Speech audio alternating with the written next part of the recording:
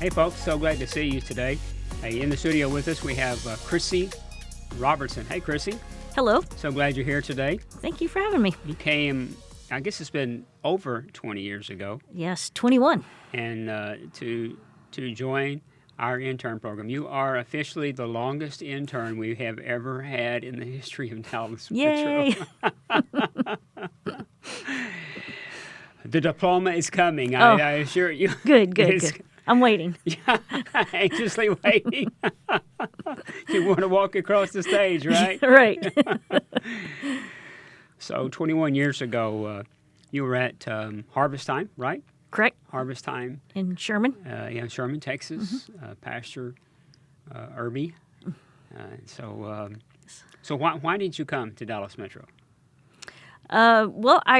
The reason I came to Dallas Metro was I wanted to be involved in children's ministry and the missions aspect of children's ministry. And so that's what I was looking for, and that's what drew me to Dallas Metro. And at Harvest Time, we supported Dallas Metro. We did the Christmas stockings and everything, and I always thought it'd be cool to do that. So when it was time for me to get into ministry, we called you to see if you had anything open, and you guys said you had an internship program. So it was just kind of a fit. Not only did you come, you stayed. I did. So what made you stay?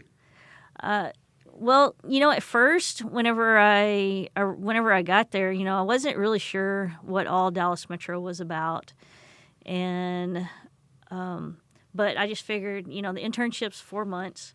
I figured, you could do anything for 4 months. Yeah, glory. So, and but just the whole concept of Dallas Metro, taking the gospel into the neighborhoods.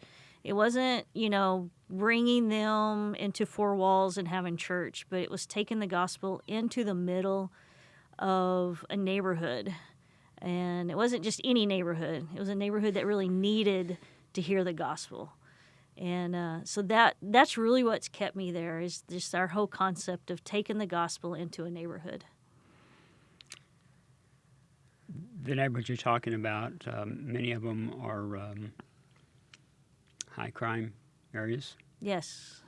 Many of them are single moms with all the challenges that goes with that. I was going to ask you the question, what's the most difficult part of giving your life to the least of these? And a story just ran through my mind that I hadn't thought about in years, and that happened at Rhodes Terrace. Oh, yes. That was a tough day. That was a bad day, wasn't it? It was a bad day. So we were, doing our program. We were kind of closing up. We were kind of at the end. And it was one of those days where we had like this challenge. So I don't remember what the challenge was or anything, but I remember I had like pie on my face, because it was one of those, you get the pie in your face. And so, it was fun. We were just having a good time. And as we're cleaning up and getting ready to head out, we start hearing the pop, pop, pop. And at first I thought, there's fireworks. Yeah, for those that don't know, it's not fireworks. Exactly. It's not balloons. And it just kept getting louder and more. And so then I realized, those are gunshots. And so we actually even had a youth group, like a team there. And so so I jumped down on the ground, and the kids are kind of running. Parents are coming out, kids are kind of running. And I had like kids going like under the truck and inside the truck, and there's just kind of everywhere. And I just kind of stood there, and I just started praying. I was like, Lord, just put a protect us. We're right here. We're just in the middle of this field. There's nowhere to go. Yeah. It's just open. There's no trees to hide behind or anything. It's just an open field. And so I look over, and I actually see the man with the shotgun kind of in front of us. And he just turns, and he heads right back down the alley, kind of where in between the apartments, where he had come from. And so that was definitely a shaking moment. Just trying to, and you don't know what to do, and you don't even know, like, are you going to return? It's kind of one of those things like, man, what's it going to be like, if we come back? And you're just kind of scared and everything. But, we got the kids on the bus, and the ones that lived there got home. And then because we had some kids from down the road, so I had to get them back. But we returned. And that was a big thing. We returned the next Saturday, and I even had parents surprised that we came back after that. And I was like, of course, this is what we do, and that's why we do what we do. So each week we try to give the people that watch our podcast a nugget, something that they can take home, something hopefully maybe they can use that week. And the verse that I have picked out is Matthew chapter 25, verse 45. He said, he will answer, I tell you the truth, when you refuse to help the least of these brothers and sisters,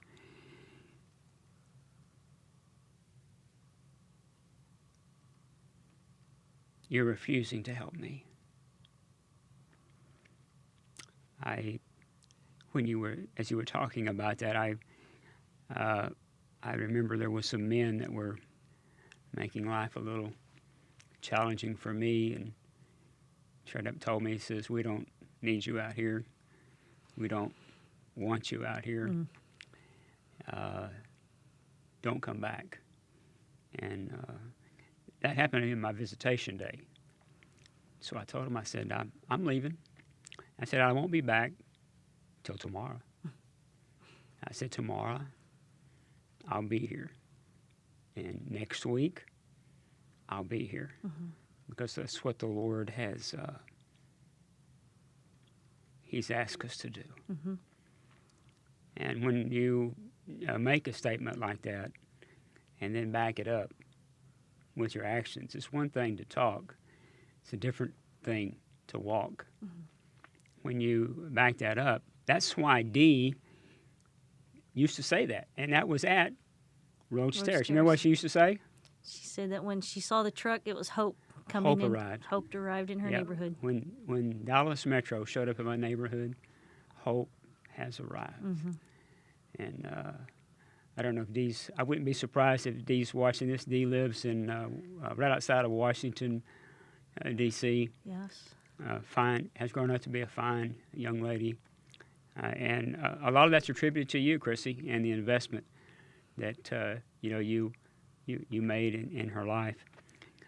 Some kids, though, life doesn't quite turn out like Dee. Is there one child that you thought that didn't turn out the way I had hoped it would? Is there one child that comes to your mind on that, or? No, I can't really think of. What about somebody that? The flip side, I probably shouldn't have said Dee, because Dee was one of your girls, and she was there when that nonsense happened too. The beauty of that is, think about somebody that has grabbed a child that maybe you just fell in love with, or something special happened. But when you showed up that next week, I mean, it wasn't just for Dee; it was for everybody. Correct. That lived in that community. Our actions speak much louder than our words. Yes. When you brought that truck in the next week, I would venture to say quite a few people thought that would not happen, that we're done. And my response to them would be, you don't know us very well. Right. God's been good to us, and He's been very, very faithful to us, and He's allowed us to be faithful. I'm very humbled by that. So other than Dee, because that was one of your girls. Yes, she was. Yeah. What a hoot. There's another child that, man, you go, this child really grabbed my heart. There's been so many over the years. You know, they've just kind of all kind of get your heart. Some you're just wondering, are they going to make it? Yeah. What happened? What happened? Yeah. They because of the breakdown of the family, many of our kids, they move around kind of from one family member to another, and you do always wonder what. But yeah, I'm reminded. The Lord said in His Word that His word would not return void. Yes. So, and that's what gives us hope. No. Whether that child grabbed our heart, or whether we built that special relationship with him, or maybe things didn't go like we had hoped. Yeah. That he would go. But our job is just we got to be faithful, but we also got to plant His word in their heart, and that's what we do every single week. Right. The fall is the busiest time of year for us. There's all kinds of ways for people to get involved. Before we actually talk about Metro and our schedule, we have a big fundraiser coming up in just a little over a month. Yes. Our fall golf tournament. Tell our people about that. Yes. So our golf tournament, it's on September 25th. It is our big fundraiser. It's a lot of fun. It's a great time for people to come, especially those who golf, to come and find out more about our ministry. And then we just get to hang out with those that support us. And some of the guys that come in our golf tournament are quite good. Yes. And some are just there for the fun. Exactly. Yes. So, but it is a lot of fun. We try to make it, entertaining, not just competitive, but more of a just hang out and fellowship and, really get to know the ministry. We just want people to get to know who we are, not just our ministry, but who we are as a team. Yeah, our entire staff is there, and so we're scattered all over the golf course. Mm-hmm. So they do have opportunity to have interaction with our team and kind of see who they are. So it's a great, and for many of the people that come to the golf tournament, it's the one time we actually get to see them face to face. So it's great for us because we actually get to talk to them, and then it's great for them because they get to see who are these people that have made this higher level of commitment to minister in the inner city of Dallas. And so we have the tournament, and then after, let's see, when they first get there, we have we provide So we have lunch. Yeah, okay. Yeah, so when they get there, they'll check in with us. We have lunch provided for them. And then throughout the tournament, throughout the course, we have different things that we're providing. It's kind of like food all the time, all day long. So we have opportunities for them we have hot dogs and hamburgers and snacks and everything throughout the tournament. We have some special holes that they get to play. And then afterwards, once we're done, we also have a dinner provided for all the golfers. And then there's winners for the special holes you're talking about, and then also winners based on a handicap. Yep. It's a four-player. Four-player scramble. Right. Yeah, four-player scramble. And so we'll have the winners, the top. We usually do the top three or top two in three different categories. Flights. So, right. So. And also this year, something we're doing. Well, a couple of things we're doing brand new this year. One is the app. Yes, the Event Caddy app. We're going to be using that, and that provides we'll be scoring from that app. We'll have their teams all on there. Everything goes through this Event Caddy app. And then another thing that we're adding to it, which I'm really excited about, is an auction. So we've got some exciting trips and prizes that we'll be auctioning off that our players will be able to bid on, and that will actually be starting on August 30th. We'll be launching those items, and they can start looking at it and bidding on these trips and all. So it's going to be fun. So they will go to their phone, click on their app store, whatever that is, and then download, give us Event Caddy. Okay. Yep. And they can register. They can sign in. Okay.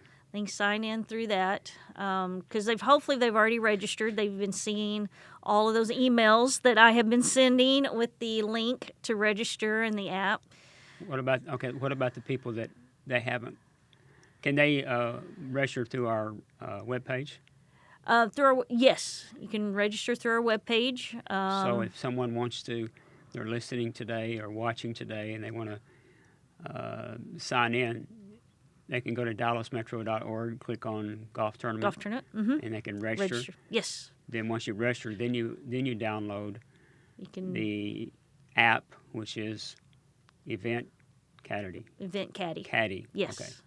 Yeah. And then they can go and see these prizes. I know we have some trips. We have that beautiful hand-carved wooden bowl. That one's going to go really, really quick. And then one of our guests we had a few weeks ago is Barry Stokes. Barry's, you know Barry. Yes. Barry's been a long-time friend, and someone's going to have the opportunity to go fishing.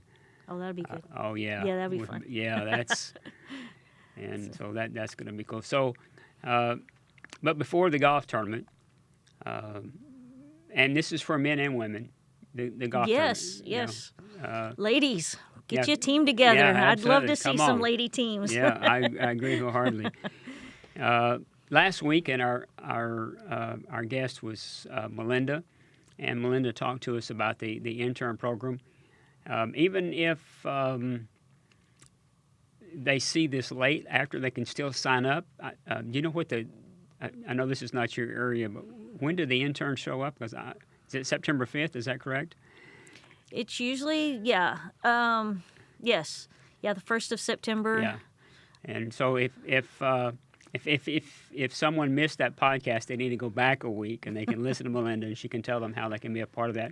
Sunday school, the first Sunday school begins. When's that first volunteer meeting?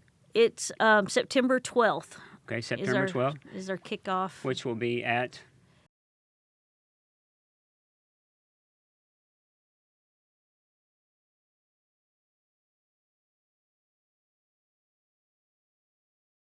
So the first meeting would actually be, it'd be that Saturday after that, the 12th. So that Saturday will be our first Saturday program. Okay, and that's all our volunteers come together at the Lighthouse. Yes.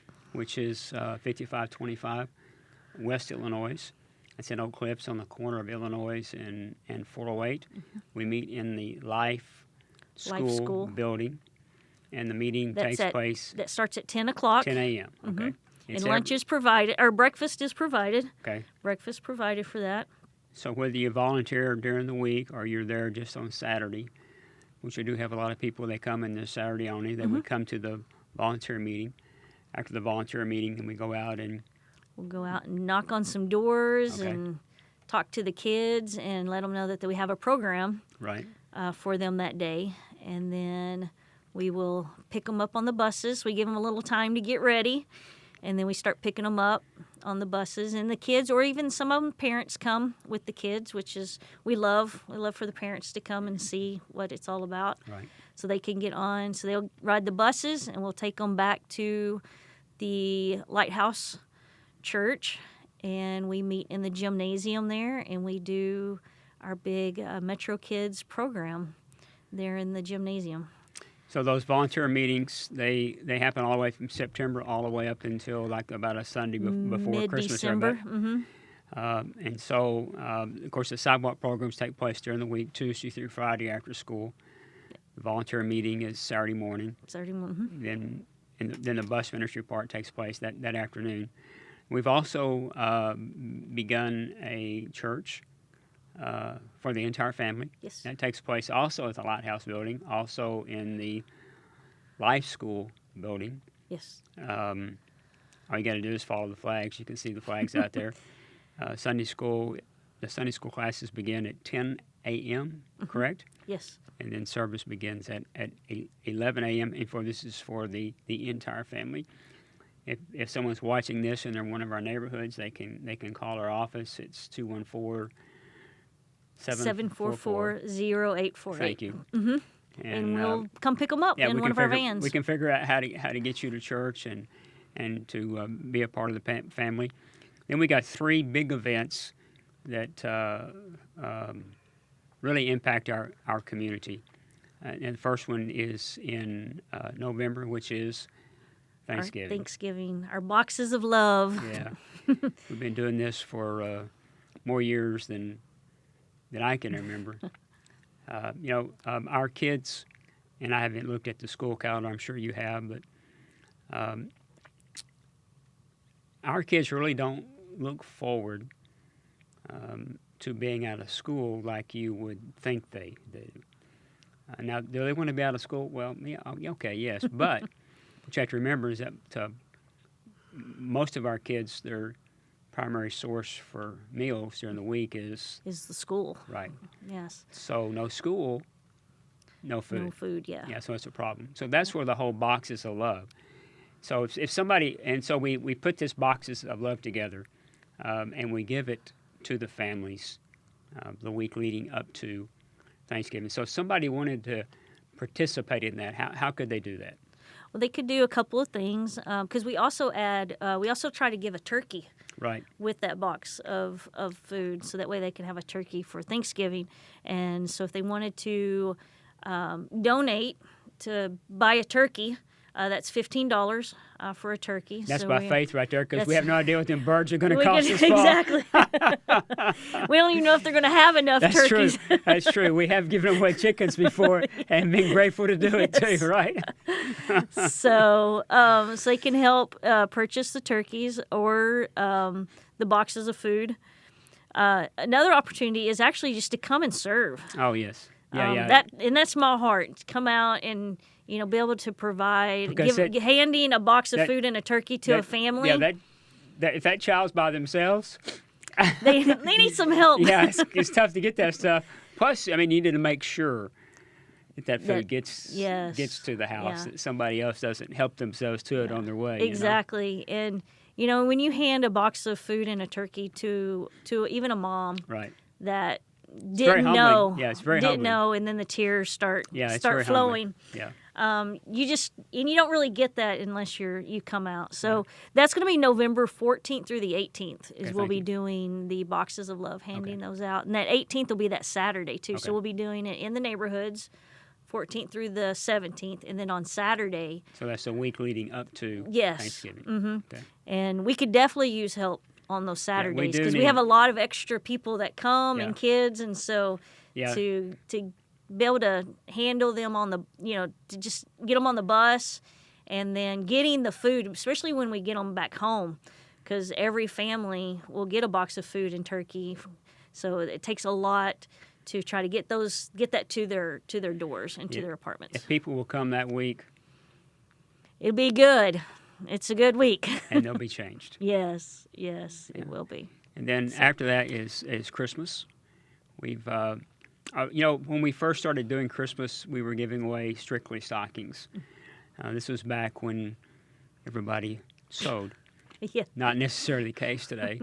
So we've modified it a little bit. We still have a lot of moms, ladies groups, that they still sew the stockings, and in that stockings it has kinds of toys and candies. Toys and candy, full of... Yeah, and then some. But since a lot of people don't sew, then we've also gone to a box. Mm-hmm. So if somebody and that's 100%, we count on people to do this. This is not something the staff can pull off. Yeah. This is in addition. This is also our highest attended week leading up to Christmas. So there are thousands of these that we need. So wrap shoe boxes. That's what we're looking for. Yeah, exactly. If they don't do the stocking, then we're looking for wrapped shoe boxes. And you can go on our website at dallasmetro.org and look under Christmas.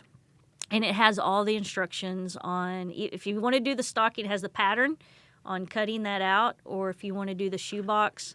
And it has even a list of stuff, because we always you get people to ask us, well, what do you need in there? What do they need? And so we have a list of things to help you out, so you don't have to really think about it, of what you could put in there and give to the kids. Yeah, I'm encouraging people too to start doing that now. Yes. Because if you start now, you can start finding you some deals and buy that stuff much cheaper than trying to go to. Yeah, and we get thousands of them. The deadline for that is December 1st. Okay. To have those turned in. They can send them to us UPS, mail them, or deliver them. Or deliver them.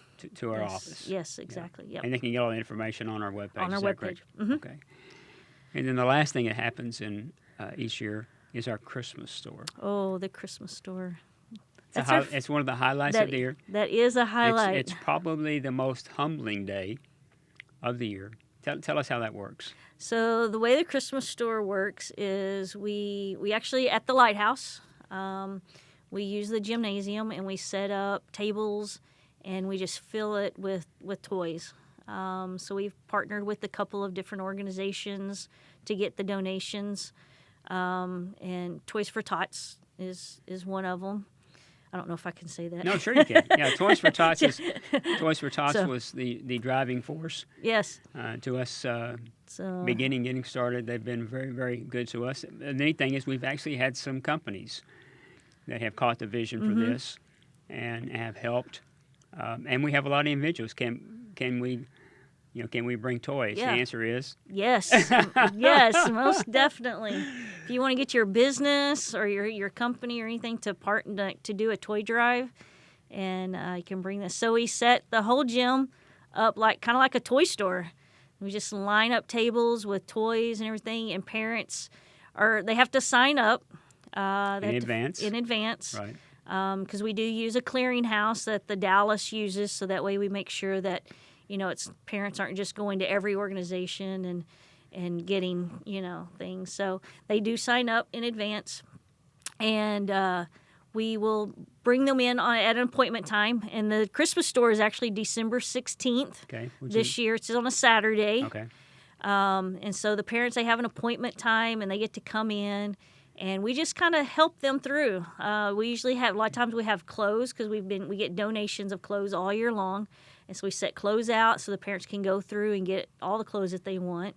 And then they get to go through the store and pick the toys for their kids. I'll say that again. And that's the beauty of this Christmas store. We're not giving toys to the kids. We're actually the mom. The mom gets to pick the toys that her child wants. Yes.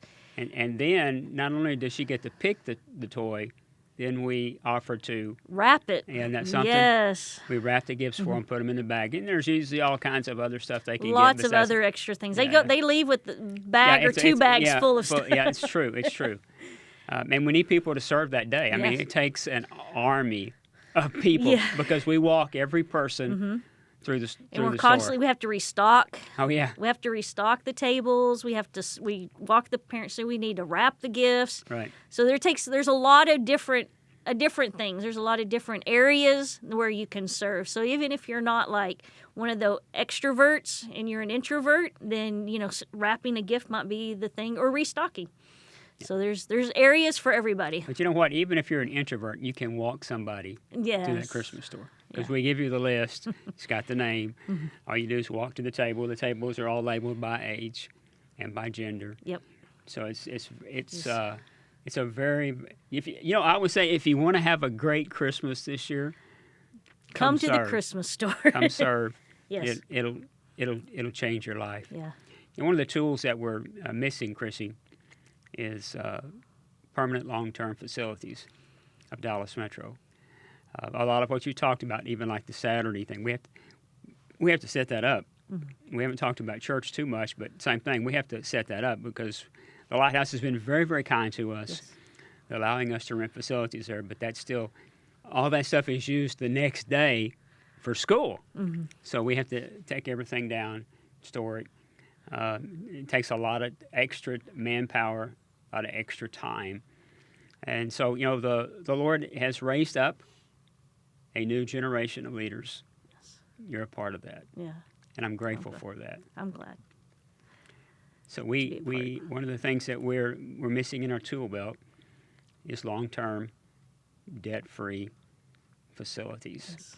So if there are people watching right now, they just saw a side of Dallas Metro they've never seen before, and they're thinking, how can I be supportive of this? Well, one of the ways they can do that is you can help us build these new facilities and build them debt-free. What would you say to them today? Please. Oh, it would be like just getting our own home would be an amazing, if you can help us move forward in getting these new facilities, it would be amazing. It really would. And we've had great people that have come beside us and let us use their facilities over the years. But to be able to just have our own place and have it all set up, everything set up, and not have to set up and tear down, would be a blessing. It really would be a blessing. So if you can help, really pray about it and see how God wants to use you, and it'd be good. Yeah. Yeah, I hear a lot of new church plants that say, well, we did that for a year. We did that for 2 years. We sold our facilities 12 years ago. So for 12 years, we've been tearing down, setting up. And we, obviously there are some limitations where we're at right now. So we're not just thinking about right now. We're talking about the future here. Yes. And I'm convinced the way to put this new generation of leaders in a position to win is to do this. Not just have facilities. Getting facilities up is one thing, but being debt free, that's a God thing. Yeah. Yes. Crissy, thank you for being here today, sharing with us. Some of you might want to take and watch. They might want to watch this the second time. That was a lot of information. As I said, the fall. Those dates. The fall is very, very busy for us. Yes. Hey, folks, I want to thank you for tuning in today. Thank you for the last 35 years. It's people just like you that have stood with us. You've been so good to us. You've been so faithful. All the things that Crissy is talking about us being a part of, it's because people just like you are giving to us, being supportive of what God's doing in the inner city of Dallas. And yet I still believe our best days are ahead of us. So I'm asking you to go to our webpage today, dallasmetro.org, and click on that All-In campaign. And then go down and click where it says Donate Today. And would you consider making a one-time donation or a monthly commitment? And would you help us be a part of this incredible miracle that God's going to take and do and provide all the finances necessary that's going to allow us to reach more people than we have the last 35 years. Hey, thank you for being with us today. Hope to see you next week. God bless you.